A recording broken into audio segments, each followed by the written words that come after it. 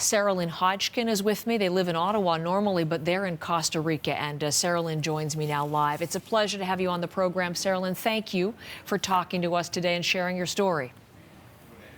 Thank you. Good morning. Good morning. How are you, number one? I'm stressed out. I'm well, and I'm healthy, and I'm stressed out.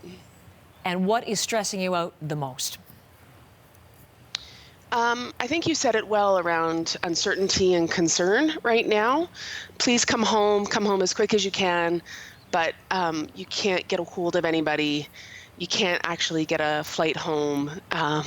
We looked into car rentals to drive through the U.S. and all these countries to say, is that the only way we can get home? I mean, some ideas just have passed by that are ludicrous because the stress is so high. That's unbelievable. So you arrived there on the 28th of February before pandemic was declared, and you're supposed to come home this coming Thursday. That's the 19th. And obviously you've been trying to come home earlier. We've been trying to connect with Air Canada. I've been on Twitter and news feeds and all of that in the last few days, but even before that, when the government suggested it, we thought, well, let's look at flights and see what we can do.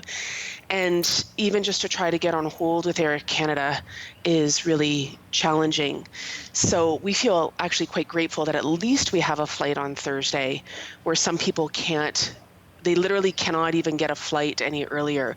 We tried to get home earlier and it just did not work out. People are not available, phone lines are not available. The only information we can find is through CBC and other sources like that through Twitter and such. It's frustrating and it's challenging. I'm sure it is, to say the least. You're from Ottawa, and I'm sure you plan to go back to Ottawa.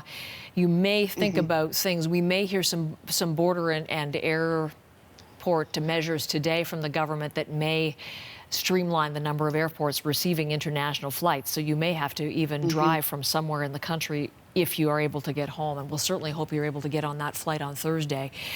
What you're going through, not that it's any consolation though, is a pretty common situation from the Canadians to whom we've been speaking, Sarah Lynn. And you're there on this dream vacation with your husband and your two boys, 9 and 11, trying to keep, I would imagine, a pretty even keel for them. They're on a holiday. What are you doing to try to help them through this? Yeah, it's a really great question because, of course, our stress levels as parents, when we see all the repercussions and the ripple effects, starts to go through the roof. And yet, you've got to keep positivity and calm and still try and make this dream vacation into something that's memorable and not just COVID-19 memorable, right? So we're having a fun time figuring out how to wash our hands with soapy, sudsy waters. We're going out for huge walks, not with tour operators, keeping social distance and so on, trying to blend it all together while, you know, we're pretty privileged to be in such a beautiful location. So it's keeping perspective more than anything else and having honest conversations that aren't based in fear, but are based in what can we do right now with what we know. And how are they understanding it, and how are they taking it in stride? Well, I mean, they're 9 and 11-year-old boys, so they're pretty energetic, and we get out and we play, and we are just spending a lot of time together as a family. And their stress levels start to go up the more that we share, especially for the 11-year-old who's just a bit more cognizant of, well, what does that mean? Does that mean, Mom, that we're just not going to get home? Does that mean that the government doesn't care about us? And it's questions like that are real, true questions from a child's perspective.